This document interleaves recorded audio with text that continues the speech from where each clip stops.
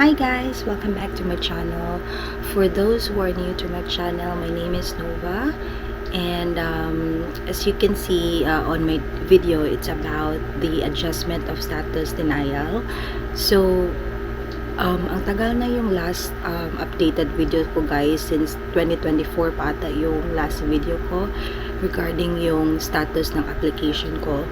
So, last year hindi ako naka-upload guys kasi maraming nangyari. So, maraming process. I-share ko yan sa inyo guys just in case na merong iba na same case sa akin kasi maraming nangyari sa application ko guys. So, i-share ko bakit siya denied and then ano yung ginawa ko next and then ano pang mga other stuff na ginawa ko. Meron pa kasing mga gusto kong i-share but I will share it in another video kung anong nangyari. And then so yun na nga guys kasi I wanna share because dahil sa denial ko ng adjustment of status,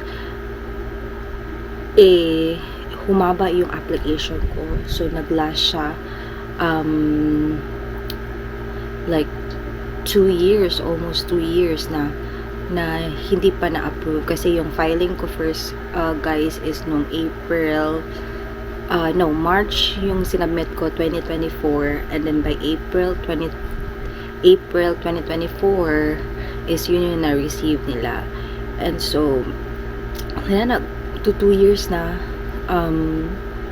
yung application ko, so wala pa rin approval. So yun na nga guys. So kaya i-share ko bakit yung denial ko guys. I-share ko yung sa letter bakit denied, and i-flash ko dito kung din yung letter para at least kung sino mang same case sa akin, at least makahelp ako sa inyo kung ano yung ginagawa ko next. Though guys, disclaimer lang, iba-iba yung experience ko at iba din yung experience sa others, or iba din yung situation ng iba yung situation sa akin. So discussion lang. So it depends sa inyo kung susundin nyo yung ginawa ko or para mas safe is pwede rin kayo mag-hire ng lawyer. So in my case guys, hindi ako nag-hire ng lawyer kasi nga one is pwede naman mag-DIY, and second is mahal din yung lawyer. So magkano ba nga yung lawyer ngayon? Mga nasa 3,000 or above yung fee ng lawyer. And every pa yun guys every I think every kung anong gagawin ata, something like for submission iba yung payment, for another one parang iba ata yung payment. So parang ganun. I'm not sure if ganun ba yung ibang lawyer guys, or nakapackage na siya for the whole application. So comment down below kung ano yung experience niyo with the lawyer. So in my case guys is I have the letter here for the denial. So dito sa notice of decision nila is ito, statement of facts and analysis including reasons for denial. So nakalagay dito is you filed for I-485 based on being admitted as fiancé of US citizen whom you subsequently married. So on May 4, 2024, USCIS issued a request of evidence. So for those guys na nakakita sa previous video ko is naka-receive ako ng RFE or request for evidence. And doon sa request of evidence ko guys is yung hiningi sa akin is yung updated na tax yung tax receipt ni husband. So yung nasubmit namin guys is hindi updated. So dapat yung isa-submit ko dapat nung time is I think for 2023 na tax, if I'm not mistaken. Yeah, I think the 2023 yung dapat dapat na most recent na tax yung isasubmit namin. But unfortunately, yung napasa namin is 2022. Kasi nga, yung time na yun guys, hindi pa nag-file yung husband ko, and ano pa nga kami nun, yung parang nagsagutan pa kami nun, ay hindi naman nung sobrang sagutan talaga, yung parang nag-debate pa kami nun if na dapat most recent tax, and sabi, yung pagkaintindi niya is yung most recent, kung ano yung most recent na nandun, na nasa kanya. So yun yung understanding, hindi yung most recent na year. So ayun, yung nasubmit namin is yung 2022, which is hindi siya yung the most updated. So dapat yung pinasa dapat namin is yung 2023. So yun guys, yung sa decision nila guys, ang tagal nila, I think nag-submit kami nung tax is, when ba kami yung May 18, then May 4, nag-send sila sa akin ng request for evidence. Then on May 18 is nag-submit kami ng evidence namin, or nung required na RFE. Sorry po. So required na RFE. So yun yung nangyari. So yung parang, kasi may deadline yung RFE guys, I think bibigyan kayo ng 2 or 3 months to complete. I forgot kung ano yung, parang ganun, mga 2 or 3 months yung bibigyan kayo ng time na mag-submit ng evidence. So may nakalagay doon na expiration, or I think 1 month lang. I forgot kung ano yung date, 1 or 2 months, parang ganun. So yun yung binigay na parang deadline na mag-submit ng request of evidence. So yun nga, yung unfortunately, yun yung naging dahilan ng denial ko. And kwento lang guys, that time na ang denial date ko guys is January 22 of 2025. And imagine, yung last submission ko ng request for evidence was May 18. Ang tagal niya guys, parang 8 or 9 months yung hinintay ko na nag-send sila ng decision. And during that time guys, meron na akong travel authorization at saka yung employment authorization, yung EAD na rin, kasi nga nagpasa kami ng adjustment of status, free pa yon yung travel authorization kay EAD. So yun, meron ako nun guys. And in that time is uuwi sana ako imagine na uwi ako ng January, last week ng January, uwi ako ng Pilipinas kasi meron akong travel authorization. So yun sana yung gagamitin ko. And then, alam nyo, a week before ng flight namin guys, or yeah, parang a week before ng flight namin, is yun, na-receive ko yung notice. So akala ko na sana approval, yung inisip ko, dapat sana approval na. So pag-check ko guys, nakalagay is denial. As in, grabe, wow. As in, meron akong ticket guys sa pauwi. So search ako guys, like nag-research ako if pwede ko ba magamit yung EAD, yung travel authorization ko.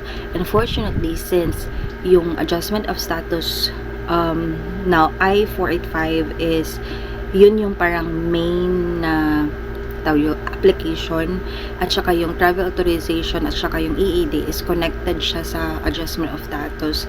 So meaning to say, once na ma-denied yung adjustment of status ko guys na application, is automatic ma-forfeit din yung EAD at saka yung travel authorization ko. So kung if ever na tutuloy ako uwi ng Pilipinas, is hindi na ako makakabalik sa US.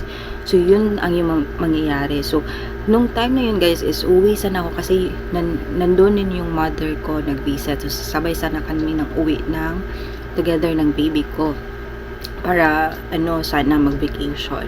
So ayun, kinancel ko yung flight ko. Hindi hindi ako pumisid ng umuwi. Kasi nga, if uwi ako, hindi na ako makakabalik. So, kung uwi man ako, baka a-apply na lang kami ng spousal, which is matagal pa, diba? So, hindi ko yun ni-risk na uuwi. So, ayun na nga guys, yung denial ko is, that time, so nakalagay din dito guys sa letter is, wait lang, may part dito na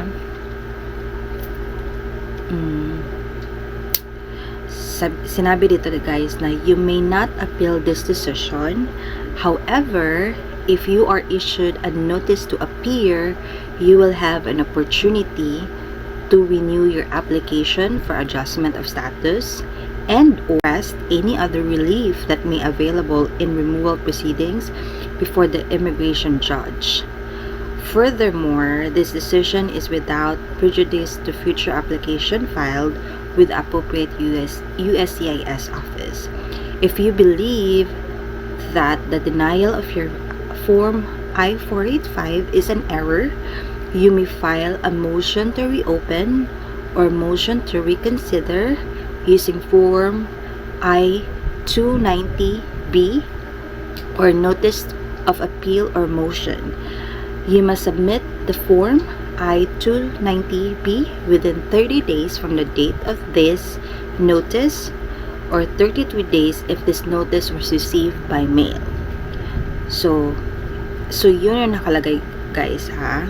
And then meron ding letter dito, may part din dito guys na saan ba yung letter? The evidence of record shows that when you filed your application, you were present in the United States contrary to law. So you are not authorized to remain in the United States. So if you fail to depart the United States within 33 days of the date of this letter, USCIS may issue you a notice to appear and commence removal proceeding against you with the immigration court. So this may result in your being removed from the United States and found ineligible for a future visa or other U.S. immigration benefits.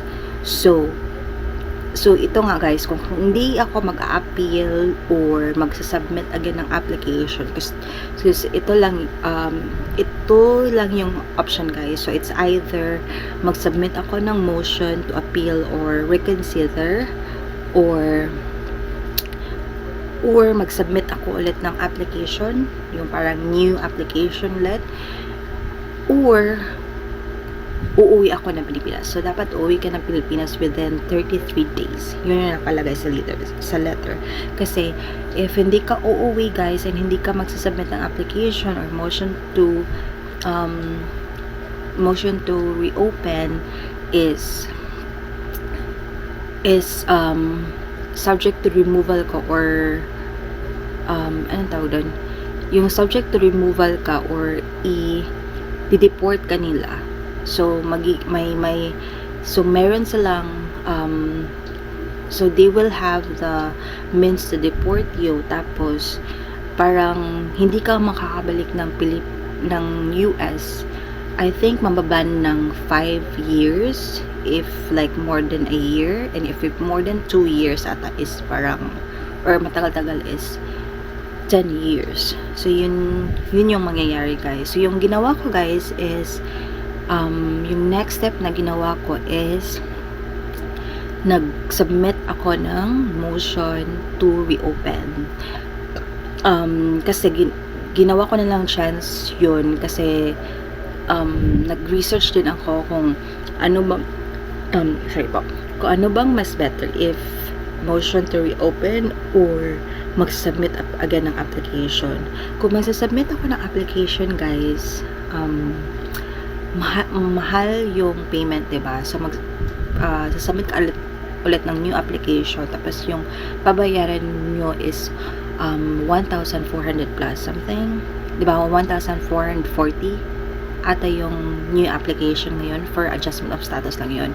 And then if for motion to reopen guys, yung babayaran ko is nasa around 800 ata. Yeah, yeah, 800 yung binayaran that time. So, yun nga, yung next step namin guys is nag-submit ako ng motion to reopen. So, ayun, yun yung ginawa ko. And, i-share ko rin on the next video kung paano ko fill up yung motion to reopen and ano yung mga documents na inattach ko doon sa motion to reopen. So, ayun lang guys. So, if you do have any questions or clarifications or if you have same situation, give you can leave your comments below and I'll try to answer your questions as much as I can. So for those guys yung if you still want to review some of my videos guys, meron ako, fortunately those are like old videos na, so probably hindi na yun like most current kasi yung last video ko is 2024 pa yun. So yun lang guys. So I will not take much time for this video, so I will see you on my next vlog and I will show you how I filled out the I-290. So yun lang, see you again, bye.